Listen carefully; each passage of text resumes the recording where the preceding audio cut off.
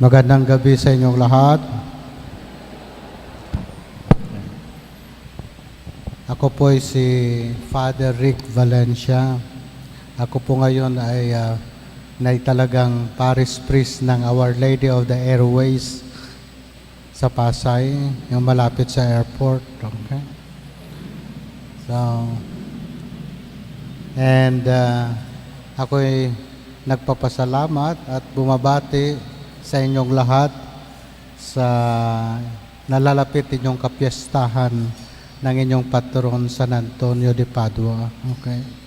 Papasalamat ako kay Father Vic at ang lahat ng Pastoral Council at mga parishioner ng inyong parokya.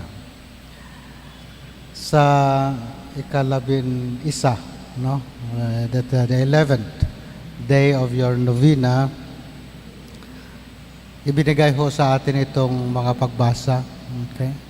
Sa dalawang bagay ho ang ginamit ni Jesus upang ibigay sa kanyang mga alagad ang kanilang magiging misyon sa mundong ibabaw. And of course, itong misyon na ito ay hindi lamang para sa mga alagad ni Kristo noon, kundi sa lahat ng mga tinatawag niya upang maging Kristiyano, maging mga taong tagasunod kay Kristo. So, ang una ay ang ginamit niyang ehemplo ay ang asin. Ang sabi niya, kayo'y asin ng sanlibutan. Napakahalaga ng asin. Okay. Alam ba ninyo na sa panahon nila, ang asin ay napakahalaga, so much so, na pag ikaw ay sundalong Romano sa panahon ni Jesus, ang sweldo mo ay kung minsan sa pamamagitan ng asin. Okay? Hindi gold or silver, lalo na pag nasa area ka ng disyerto, dahil kailangan mo ng asin. Dahil sa disyerto, pag hindi ka nasuplayan ng asin, ikamamatay mo dahil magiging dehydrated ka. Kaya mahalaga sa kanila ang asin. So much so na ang asin ay nagpinagmulan ng salitang sweldo. Sa English ay salary. Okay. Salary came from the word sal, which means asin. Okay. Salarium, asin. So,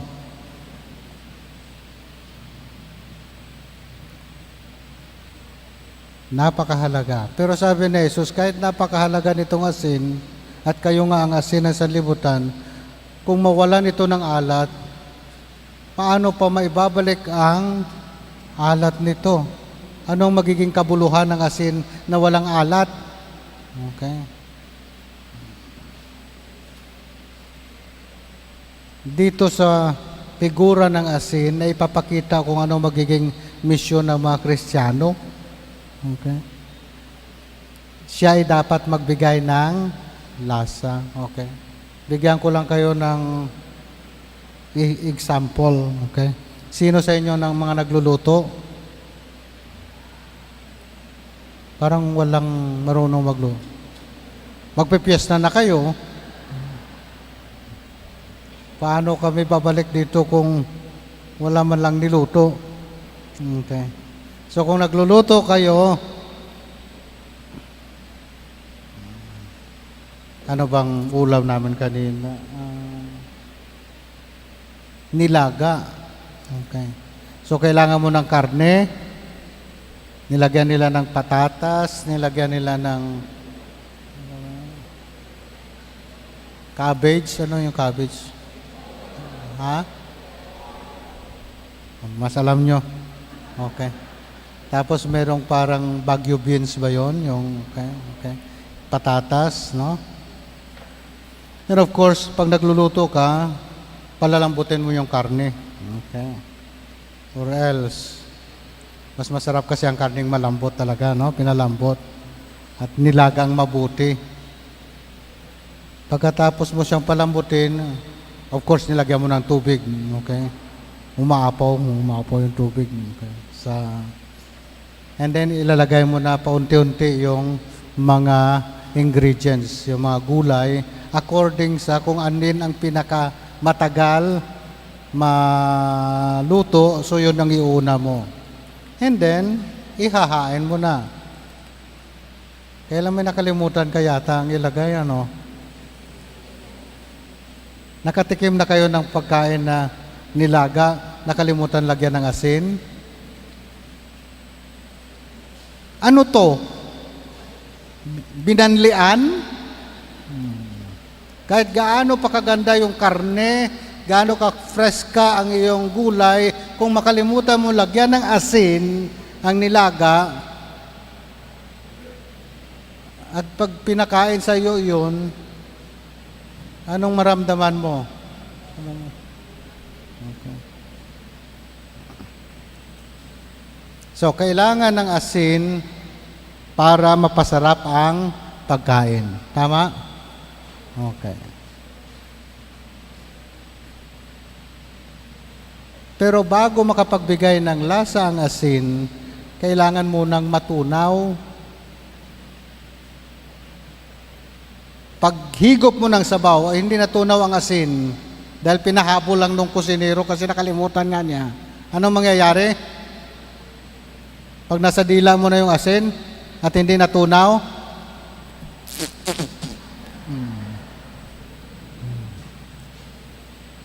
so, if we are salt and we refuse to dissolve,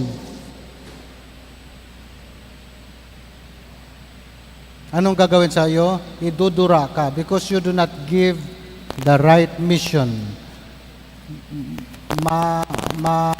Nakakasunog ka lang ng dila.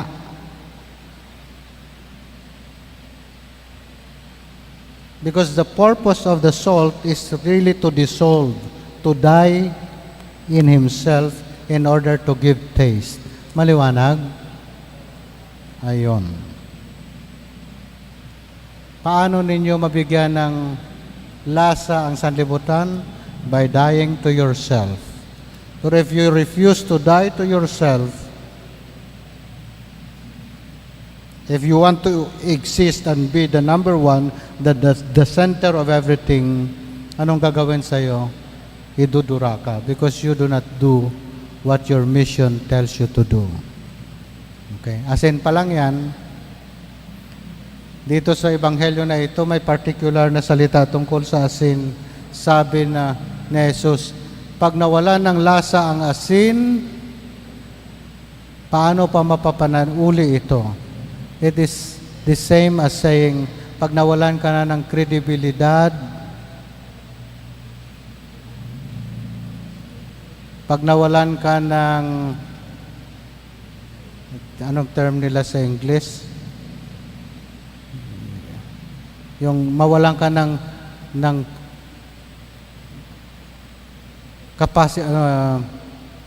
dahilan para magturo sa iba dahil ang gawa mo hindi tama.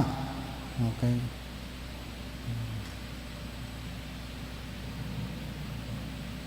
Moral ascendancy ang tawag, no?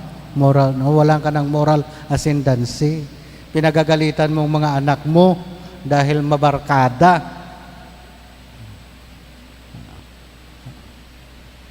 Pero araw-araw nakikita ka rin naman nilang lasing yan na walang ka ng moral ascendancy over your children. Maliwanag? Okay. Anong klaseng asin ka? When you refuse to die, pag nakita ka ng mga taong lalapitan mo, sabi nila, kasi nga, you do not refuse, you refuse to do your mission of dying to yourself in order to give life. Okay? So, mayroon kasing matagal ko nang pinag-iisipan, anong ibig sabihin ni Jesus na pag-asin ay nawalan ng lasa? Pwede ba? Nakakita na ba kayo ng asin na walang alat?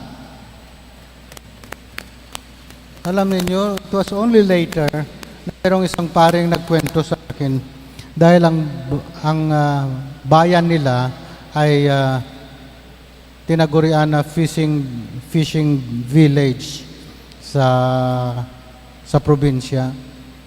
So ang every time, ito ay napakasagana sa isda. Dito nagmumula halos ang mga isdang binibenta nila sa syudad. Itong lugar na ito ay kilala sa ganyan. At kung minsan may mga panahon, season ng mga isda, lalo na yung tamban, okay? Na dumating yan, yung season na yon, kung minsan 20 pesos, halos isang basket na, parang halos ipamigay na lang. So pag dumating yung araw na yon, yung mga panahon na yun na napakarami nilang huling isda, ang ginagawa nila para hindi naman masira ay binuburo. Okay? At sa pagbuburo, kailangan mo ng maraming asin. Okay? So meron silang box. Okay? Lalagyan nila ng asin, ganyang kakapal, lalagyan ng isda. Pagkatapos ng parang banig yung isda, lagyan ng asin, patong-patong hanggang sa mapuno nila yung isang box. Now, pagdating ng panahon, iha-harvest na nila yung burong isda. Okay? Tatanggalin na nila. Kung minsan, may mga natitirang asin pa doon sa box na yon, yung pinaglagyan nila ng asin. Uulitin nila yon. Lalagyan uli nila ng isda, lalagyan ng asin, lalagyan ng panibagong asin. Pero darating ang panahon, pag pangatlong beses na daw, yung asin na yon, hindi naman natunaw, hindi naman nawala, nandoon lang, ay hindi na siya efektibo, hindi na siya nagbibigay ng alat. Sabi niya, kaya totoo ang kasabihan na ang asin ay pwedeng mawala ng alat. So anong gagawin nila doon sa asin na yon, na natira doon sa box, na 2 beses na nilang nagamit? Hindi nila pwedeng itapon lang kung saan, lalo na sa mga area na may pananim, dahil magiging acidic yung lupa. So ang pinipili nilang paglagyan, yung mga kalsada, yung dinadaanan ng mga tao, doon nila nilalagay para wala silang masirang mga pananim. Now, totoo itong sinabi ni Jesus, pag nawalan ka ng lasa, ikaw ay, anong purpose na lang na pwedeng gawin sa'yo? Aapak-apakan ka ng mga tao dahil nilagay ka sa daanan. Ito ay babala ni Jesus sa kanyang mga tinawag na mga dapat maging asin, ngunit nawala ng panlasa, nawala ng lasa, hindi nagbibigay lasa sa iba, mabuti pa sa inyong apak-apakan na lang. Naintindihan ninyo yung mensahe ni Jesus? Bakit kailangan niya sabihin ang mga bagay na ito? Pangalawa, at ito ho ay bahagi din ng unang pagbasa, pati ng ating salmo responsoryo ngayong araw. Kayo ay liwanag ng sanlibutan. In the same manner, doon tulad ng asin na kailangang matunaw, bago makapagbigay ng liwanag, kunyari itong kandila, kailangan din siyang matunaw sa kanyang sarili. Maliwanag? Pag hindi siya natutunaw, fake na kandila yun. Hindi yun magbibigay liwanag. Kahit itong ating electricity, itong mga bulb, okay? Yung filament niyan ay unti-unti na rin nasusunog. One day, kahit ganyan kaliwanag yan, mapupundi yan. Ibig sabihin, nasunog na niya yung kanyang pinaka-filament sa loob. Naintindihan ninyo? So, while you are giving light, you are being consumed in yourself. So, hindi ka pwede magbigay ng liwanag sa iba kung ayaw mong matupok, kung ayaw mong masunog, kung ayaw mong masira, kung ayaw mong mamatay sa sarili, hindi ka rin makapagbigay ng liwanag sa iyong kapwa. Kaya itong misyon na dalawa na ginamit ni Jesus, magiging asin at maging liwanag ng sanlibutan, ay patungkol sa pagbibigay buhay sa iba sa pamamagitan ng pagbibigay natin ng ating sarili. Naintindihan ninyo? Okay. When you give services to others, you die to yourself. Pareho yan. Kunyari, Father, kakatukin ka. Father, meron hong nag-iingalo. Gusto na sana mag-umpisal bago siya mamatay. Nag-vigil ako kagabi. Wala pa akong tulog. Bahilong-hilo pa ako.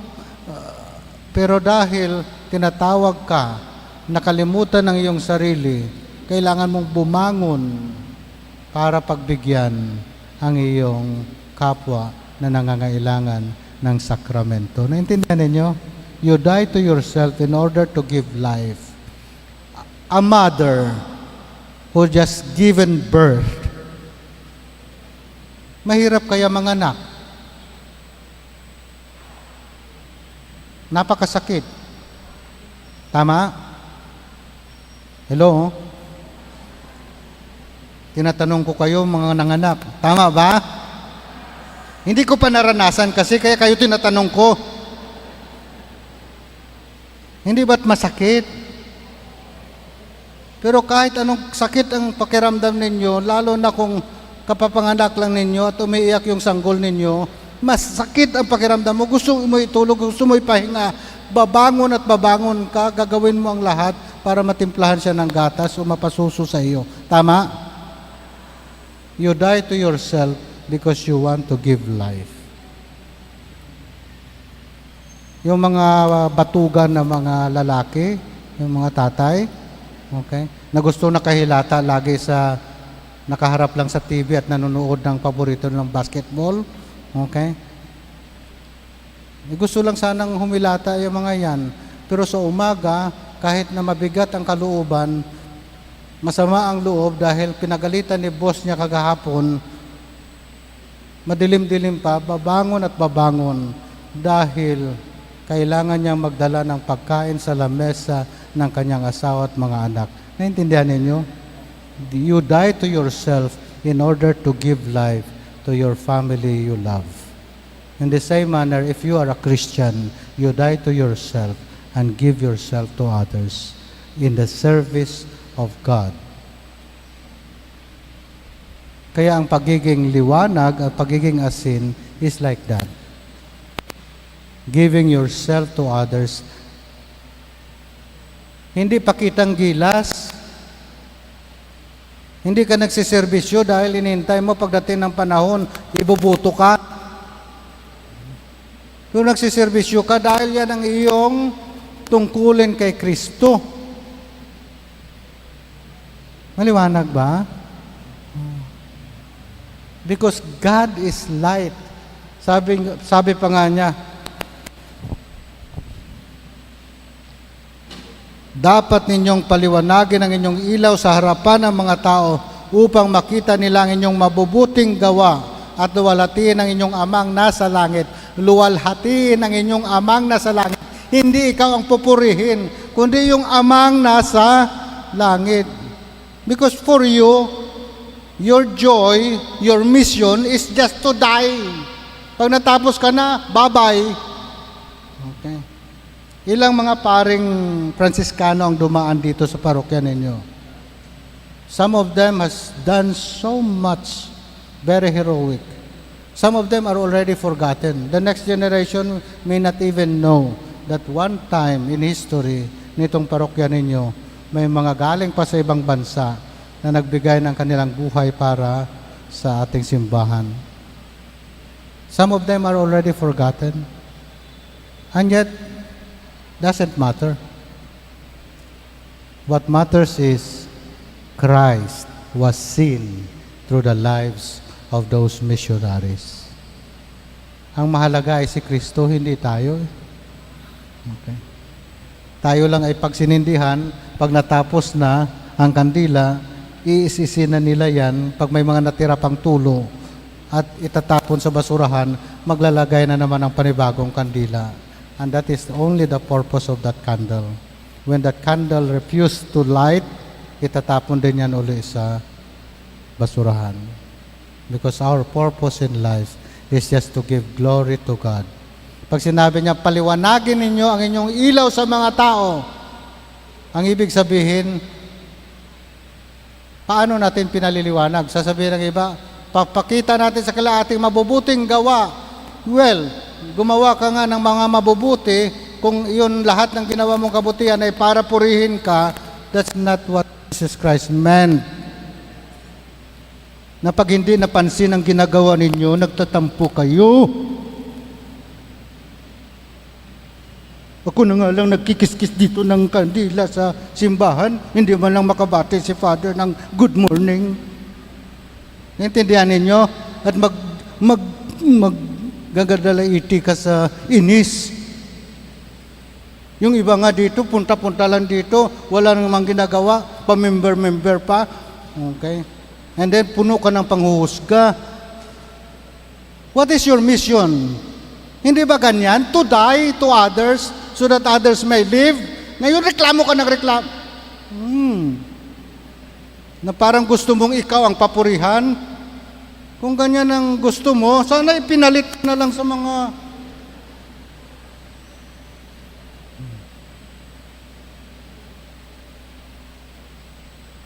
Give glory to God and to God alone. That is our mission. Yan ang naging mission ni San Antonio. Okay. Hinanap niya yung mga nawala. Paano niya hinanap? Sa liwanag ni Kristo. Dahil sino ba talaga ang tunay na liwanag? Hindi ikaw, hindi ako. Tagadala lang tayo ng liwanag. Ang tunay na liwanag ay si Kristo. Okay. Alam niyo ba ang tawag kay Maria? Theotokos. Tagadala sa Diyos. Bearer of God. Theotokos. Alam niyo ang tawag sa mga Kristiyano? Christotokos. Tagadala kay Kristo. Saan? Dito sa iyong puso. At sa iyong mga gawa na ipapakita si Kristo na nabubuhay sa pamamagitan mo. Hindi ikaw, kundi si Kristo. Kung ang araw ay pinagbumula ng liwanag, ang buwan sa gabing madilim ay nagliliwanag din. Pero wala siyang liwanag. Saan niya kinukuha ang liwanag? Reflection mula sa araw. So ganyan lang naman tayo. God is reflecting His light to us in order for others to see. Dahil kung direkta silang tumingin sa araw, mabubulag sila.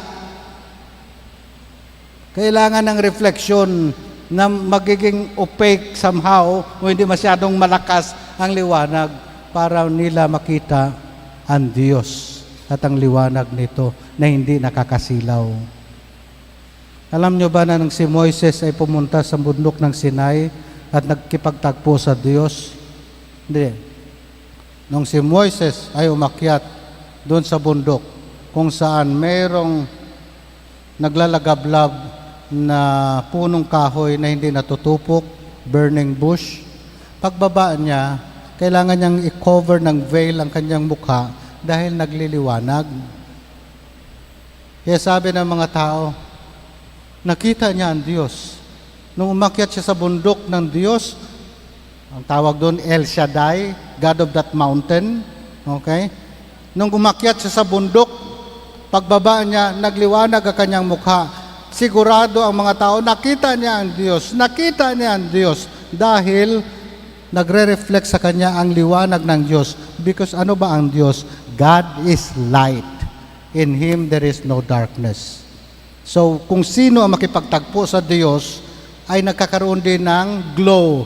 Para bagang bakal na isinalang mo sa mainit, sa naglalagablab na apoy, pag tinanggal mo siya, pansamantala, lumiliwanag yung bakal. Tama? Pag maya-maya mangingitim na naman. So, ibabalik mo na naman. After some time, pag kinuha mo, nag-glow na naman siya, nagliliwanag na naman. Habang tayo ay laging isinasalang kasama ng Diyos, tayo ay nagliliwanag. The moment na tumagal naman tayong hindi maisalang sa apoy, babalik tayo sa ating pangit na kalagayan, maitim, punong-puno ng kalawang. In the same manner, if you are always in contact with God, you're supposed to glow in front of people around you. You'll show them the face of God reflecting in you. Ang hindi ko alam, kung pag-uwi ninyo sa inyong mga tahanan o sa inyong mga barangay o where you are, makikita kaya ng mga tao at makapagsabi silang, nakita niya ang Diyos. Nakita niya ang Diyos kasi ang kanyang mukha ay nagliliwanag. Or sasabihin ng mga tao, ayan, pasimba-simba yan. Tingnan mo mukha, oh. Naintindihan ninyo? We can be a sign to others or a counter sign. Kaya maraming mga naiskandalo dahil maraming mga tao ang lagi sa simbahan hindi napagkikitaan ng mukha ng Diyos na nagliliwanag. You are the light of the world. You are the salt of the earth. Do your mission. Let us pray.